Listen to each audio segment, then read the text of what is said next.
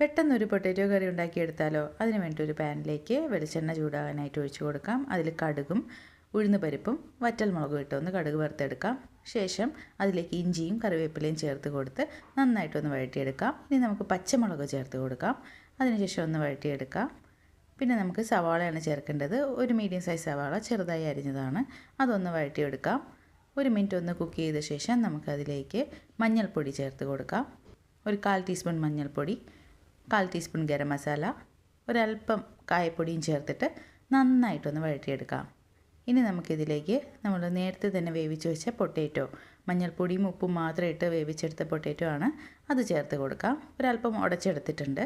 അത് ചേർത്ത് കൊടുത്ത് നന്നായി ഒന്ന് മിക്സ് ചെയ്തിട്ട് ഒരു മിനിറ്റ് ഒന്ന് തിളപ്പിച്ചെടുക്കാം.